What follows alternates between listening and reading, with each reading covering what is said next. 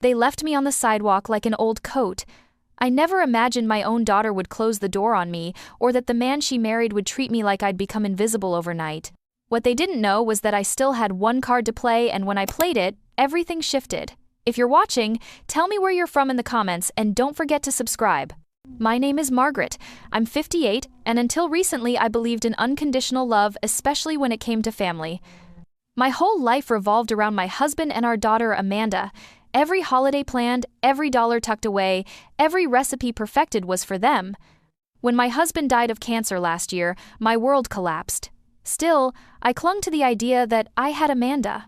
I sold the house we'd raised our child in the cedar-scented home in Cedar Park, north of Austin, because it was full of ghosts. Amanda promised a place to stay while I got myself back on my feet.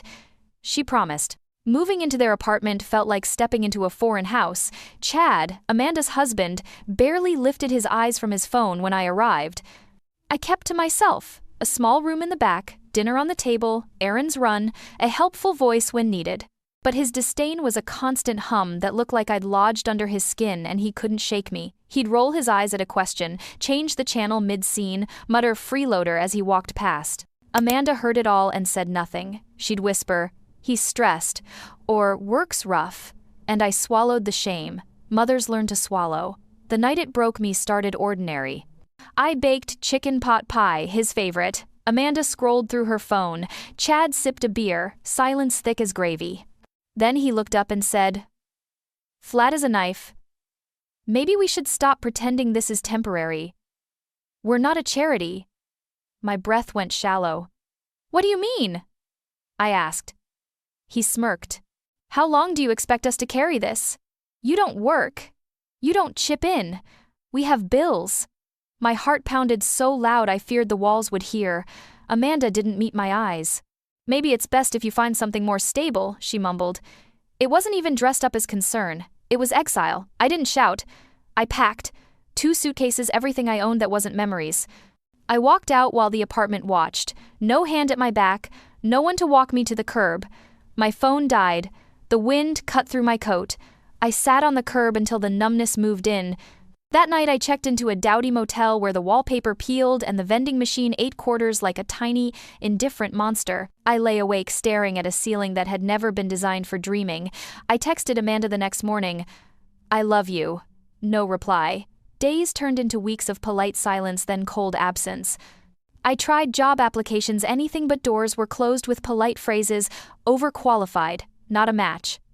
The world treats grief and age as a package that employers don't want to unpack. I considered cleaning houses, babysitting. My body wouldn't obey.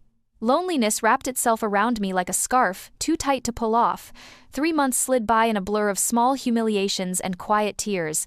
One evening, sorting through a battered keepsake box for anything that felt like belonging, I found my mother's leather diary tucked under old holiday cards.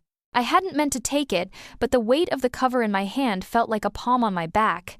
In the motel's dim light, I opened it. Her handwriting, the same looping note she'd once tucked into my lunchbox, began with small entries about church and weather. Then June's entry stabbed me cold. "He came again today, said he loved me. He has a name, a life, a family. Margaret must never know. He promised a trust. Mr. Goldstein will understand." I read it twice before I could breathe. Hints piled into more hints. Hotel meetings. Cash slipped after a trembling hand refused it. Initials instead of a name, HJS. And then a line about arrangements if he died. A promise to send something via a lawyer named Goldstein. My chest felt hollow. Goldstein. The name rang a bell. A small, clear bell I'd ignored for years. I didn't call at first. My hands shook too much to place a call that might be a phantom. Instead, I wrote a letter ink on paper explaining who I was, the diary, the note, and asking for a conversation. 2 weeks later, the phone rang. Leonard Goldstein's voice was older than his ad in the directory, but genuine. "I always wondered if you would write," he said. "There's something you need to see." The next morning I took a Greyhound to Dallas, suitcase tucked under my arm and suspicion braided with hope. His office smelled of old leather and older books. He produced a fragile envelope, stamped with a name I'd only seen in faded newspaper clippings, Harold James Sterling, founder of Sterling Energy. The letter inside admitted everything, an affair, a quiet love, and a promise. If anything happened to him, a portion of his assets untraceable in standard probate would be sent to me through Mr. Goldstein. Goldstein slid a folder across the desk. Bank accounts, titles, ownership papers. A modest investment portfolio that, added together, tilted the world back upright, a little over $1 million. The numbers were real. The signatures were real. The truth was real. I sat there very still. I didn't cry. I didn't laugh. Instead, a strange calm spread through me, like someone handing you a coat after a night in the cold. I had been discarded, but I wasn't finished. I had money. I had a name. For the first time in months, a small smile lifted at one corner of my mouth. They thought they'd broken me. They had no idea what was coming. The money didn't change who I was overnight, but it changed what I could do. I stayed in Dallas a few extra days just to breathe, to walk quiet streets and learn how the world looked when it didn't expect me to apologize for taking up space. Leonard Goldstein didn't only hand me papers, he gave me time to think, to plan, to decide how to use what I'd been left. Back in Austin, I rented a small, neat, short-term place off South Congress. I stopped dressing like someone trying to fade into the background. I bought a new pair of shoes that didn't squeak, a blazer that fit like armor. Not flashy, just precise. I watched videos, read articles, learned basic terms. LLC, escrow, title insurance. It felt strange and electric to learn a language I'd refused to need. Then I found the listing. A block of small apartment units in East Austin, familiar neighborhood, the kind of place Amanda and Chad called Starter, the exact complex where they lived. The listing called it distressed, tax default, auction in 2 weeks. My pulse stuttered. I didn't want to hurt them, I wanted control of the one place they thought they owned. With Goldstein's help, I formed an LLC. ML Holdings Margaret Louise. My name tucked into something that concealed me. I wired funds into an account, filed paperwork through privacy trusts, placed a bid at auction. I won quietly, cleanly, legally. The deed in my hand felt like the last sentence in an old book finally written. I didn't send a letter of revenge. Instead, I did the sensible things: updated locks, fixed leaks, replaced broken lights, filed code-compliant reports. Then the notices went out: rent adjustments to market rate, overdue fee reconciliations, lease updates. For everyone, it meant modernized units and safer hallways. For Chad and Amanda, it looked like the sky falling. Amanda called 2 days after the notices went out. I let it ring. Her voicemail trembled. "Mom, something's wrong. Our rent doubled." "Chad's freaking out. Can we talk?" I didn't answer. I drove past their building that night and saw the glow of living rooms where arguments unfolded behind curtains. I felt both hollow and oddly vindicated.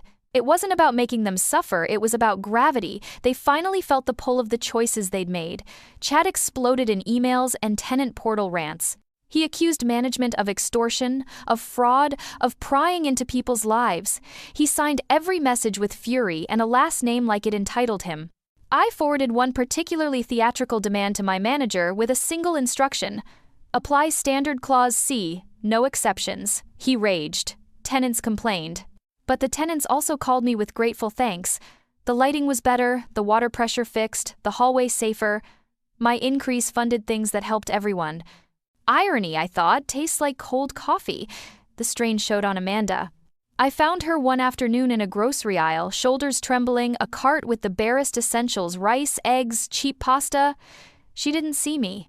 Watching her, I felt the ache of the girl who once climbed into my lap when thunderstorms roared. I followed, not to stalk, but because my heart refused to let her be an invisible casualty. She paused at a box of mac and cheese, looked at her phone, put it back. The sight sliced me open. Then came a note slid under my door. "I know what you're doing. You'll regret this." No signature, but the handwriting curled like a storm. Chad. The memory of that night in their kitchen flashed. His smirk, her silence. The letter could have scared me. Instead, it steeled me. I tightened security, added discreet cameras in common areas, and made sure the property manager had a direct line to my lawyer. I wasn't running a war. I was making a home safer. Amanda stopped calling as often. When she did, the messages were short, apologetic. "Hi, Mom. I miss you." I listened to each one and let the silence answer until she was ready to fill it with truth. One rainy evening, the intercom buzzed. "Amanda." My heart did an odd thing. I pressed the door release and waited. She stood on my threshold, soaked and small, a grocery bag clutched like a talisman. She had the look of someone whose map of the world had been torn. We sat and I poured tea without questions. At first she spoke around the edges. Chad was worse. He'd been following her. He'd checked her phone. The house had turned mean. Then she said it plain. I let him push you out. The confession landed like a stone. She wanted forgiveness slung like currency, cheap and immediate. I stayed quiet. Silence was my tool now, not cruelty, but clarity. She left with fingers wrapped around mine for longer than she'd expected. It wasn't reconnection, not yet, just the first step of an apology that looked like a shadow of the child I knew. The next weeks were a slow unraveling for them and a steady, silent rebuilding for me. Chad's fury turned into frantic digging, fake calls to title offices, clumsy emails pretending to be tenants asking for the owner's name. Each attempt flagged the clerk and landed in my lawyer's inbox. He grew reckless. A maintenance complaint reported screams through a closed door. Neighbors whispered. The building trembled. When a thin envelope arrived with the blunt message, I recognized the pressure of his strokes. I felt that old familiar squeeze of humiliation, and then I felt something else. Distance. I was no longer the woman whose life could be derailed by a single cruel sentence, so I doubled down on the security and the tenant's protection. The notes stopped being a threat and started to read like the flailing of a man losing the story he believed he controlled. Then I called a meeting standard tenant update, improvements, Q and AMP, A. Mandatory attendance. I arrived early in a charcoal blazer and jeans, hair in soft waves, an appearance that belonged to someone who'd learned how to be seen without pleading. Tenants trickled in. Chad burst in, chest heaving, demanding a face he could curse. Amanda hovered behind him like a small, frightened thing. The property manager spoke about timelines, new landscaping, the upgraded security system, then paused to thank ML Holdings for the funding. The owner is here today, he said. My name surprised them like a clap of thunder. I stood and walked to the front. The room cleared in an instant. Chairs scraped. Chad's face crumpled from rage to disbelief. Amanda's mouth hung open. Good evening, I said. I'm Margaret. I own ML Holdings. The words felt firm and true. He lunged for rhetoric. I answered with facts. Improvements, lease parity, respect for all tenants. No special favors, no tricks. Tenants came up afterwards shaking my hand, thanking me. Chad fumed, speechless. Amanda, shaken, met my eyes, and in that look I saw remorse and a small, dawning shame. She came back that night.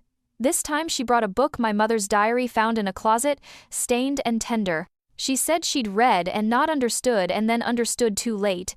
She asked the thin, dangerous question, "Why didn't you tell me?" I told her the truth plainly. I had nothing when the door closed. I had to find the way out alone. She said she'd left him. He'd packed and gone, a disappearing man with threats and nothing left but his own fear. When she left my door that night, we did something I hadn't thought possible. We sat side by side and let silence knit something new between us. Chad, in his anger, tried a last-ditch effort, an email that connected dots he shouldn't have.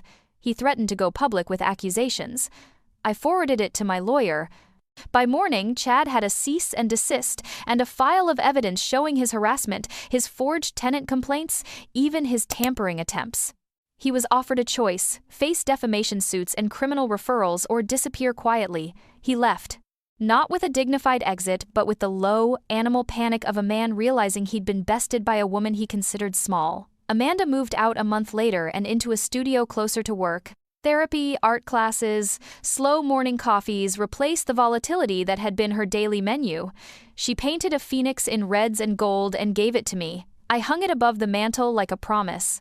When the final papers came from Goldstein, the building's transfer complete, the legal cases resolved in my favor, I felt a gentle closing. I sold the building in the spring on a clear Tuesday. The sale left me no gloating, only a calm ledger of what had been done. Half of the proceeds went to a shelter for women and children in crisis. The other half bought me a modest house on the street I grew up on. Oak trees, a porch swing, a small garden, ordinary things that felt extravagant after years of surviving. Amanda helped me move boxes that afternoon. We made grilled cheese for dinner and burned one side, the way we always did. We laughed like it had been a lifetime since laughter sat with us at the table. Later, holding a cup of tea by the window, I whispered something I hadn't said for a long time to her, but also to myself. I forgive you. Not because it erased the past, but because forgiveness was the bridge that kept me from being bound to bitterness. The diary went back on the shelf, and I tucked a short note in its pages for Amanda to find someday. You are worthy, you are loved. You don't need their validation to be whole. The clock ticked. The porch light went on. For the first time in years, my heart felt warm and steady. I hadn't needed to shout, and I hadn't needed to break anyone. I'd simply stood up, quietly, and reclaimed my life. The seasons changed gently that year, not just in the world outside my window, but inside me too. Spring drifted into summer, and the air in Cedar Park smelled of cut grass and second chances. My days became slow, deliberate, coffee in the mornings, letters from the shelter, thanking me for the donation. Occasional calls from Amanda, small, careful conversations that felt like seedlings pushing through old soil. She'd tell me about the art classes, about how color helped her breathe again. Sometimes she'd pause and whisper, "I still can't believe how much I didn't see," and I'd tell her softly, "That's how blindness works, honey. It's invisible until it isn't." We didn't talk about Chad much. The last I'd heard, he'd left the state. A brief note from my lawyer confirmed he'd signed a final settlement, a non-disclosure clause, and a quiet exit from every legal thread still dangling. It didn't feel like victory. It felt like the closing of a door that should have never been opened. Amanda began visiting more often. Sometimes on Sundays, sometimes unannounced, she'd bring flowers or groceries she couldn't afford but wanted to share. We'd sit on the porch swing, the same one where she'd once fallen asleep as a child in my lap. Now she sat beside me, her head resting on the chain, her voice steady again. One evening she asked, "Do you ever regret it? Not just the revenge, but everything?" I smiled faintly, watching the streetlights flicker on. "Regret and gratitude can live in the same house," I said. "I regret that it had to happen this way, but I'm grateful it showed us who we really were." She nodded slowly, the kind of nod that means someone is still learning how to forgive themselves. Then she asked something I didn't expect. Was it worth it? The question hung between us, heavy and honest. I looked at her, at the soft exhaustion around her eyes, at the fragile hope trying to rebuild itself. "It was never about worth," I said finally. "It was about remembering I existed." She reached for my hand. We sat like that in the hush of early night, cicadas humming their relentless chorus, the kind of sound that fills every silence you've ever carried. That fall, the shelter sent me a photo. The new wing had been finished, the Eleanor house. The sign shone beneath the afternoon sun, my mother's name etched in bronze. Women stood in front of it, smiling, some holding their children. I printed the photo and placed it in the back of the diary, next to my note for Amanda. That book had started as my mother's confession and ended as my inheritance, not of money, but of resilience. She had kept her secrets to protect me. I kept my truth to protect myself. And somewhere in between, we both learned that silence, when used right, isn't surrender. It's strategy. It's survival. The day I realized I was finally free came quietly. No grand moment.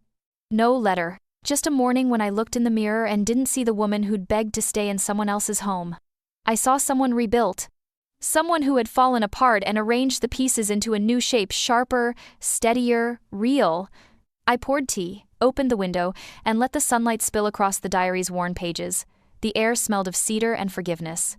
And as I sat there, listening to the wind move through the trees, I whispered what I'd waited years to say, "I'm home." Then I smiled small, certain because I finally was. Thanks for listening. If this story found you when you needed it, tell me where you're watching from, and remember, sometimes the quietest people carry the loudest truths. Don't forget to subscribe for more stories like this.